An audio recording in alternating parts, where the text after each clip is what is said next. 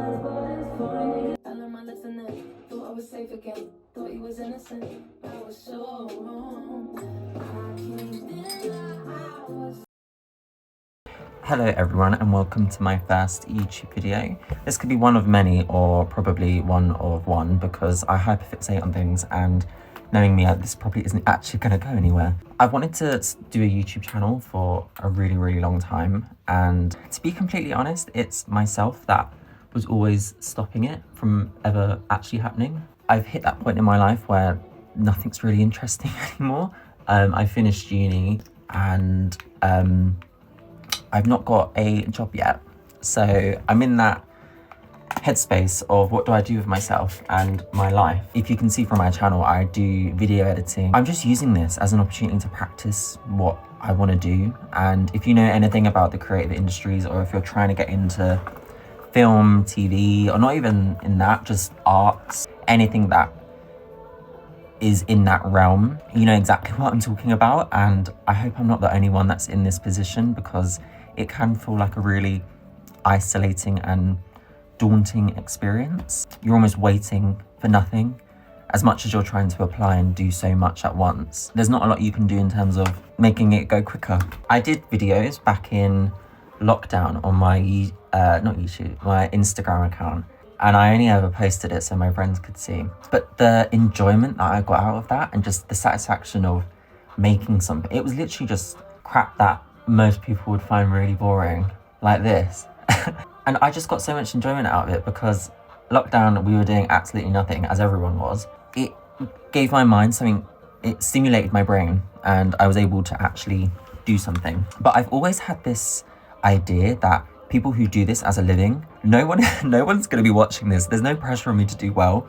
But people who, I don't know, this is their career, or what their focus is in life. I always find it really interesting how the balance works, because if you're out with friends and someone thinks, oh, I'm going to pull out my camera and start vlogging this, what is the difference between viewing a moment as personable and lovely versus like monetizing this moment and earning money out of a situation with you and your friends, or someone that, or like a situation that's just really personal to you? And I don't know, I would never want it to get to a point in my life where that was a case. But my friend Celeste made a really good point that YouTube and this format of content, I think this year is making a comeback, because I don't know what's happening in America with the whole TikTok ban. The feeling of nostalgia, and like there's so many YouTubers that I used to watch when I was younger, and like I still to this day go back and watch their videos. I think this genre, it kind of fell out when TikTok came in, but I think it's coming back.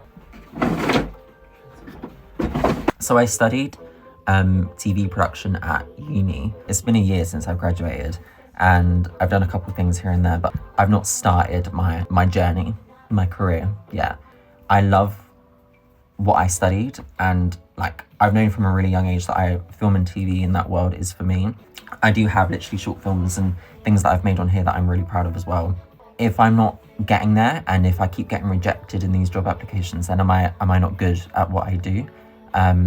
And you can really get into a rut of like negativity and self-loathing, unadulterated loathing. Typical, you study, you learn for a very long time, it's difficult, but you do typically end up getting a job at the end. But film and TV, the minute you get out that door, it's a competition, and it's horrible, genuinely horrible. To the point that I almost considered not doing anything in this world, because I know every industry is competitive. When you're applying to things that you have the experience and you know you can do, and you're being declined for it, the more I'm saying this, the more I'm realizing this applies to absolutely anywhere, whether it's even hospitality or retail or a creative industry, I don't know. It's a horrible feeling, just getting rejected. It's so important for me to keep some sort of creative thing going, whether that's making a TikTok video or like this or something, because I don't want to get into that, and I very nearly did at the end of last year. But I've always loved this. I've already been talking for 18 minutes. That's how much I can yap. So I technically should be really good at doing this. So who knows? I see where I'm going with it, and I'm gonna try my best to get that out there. Yeah.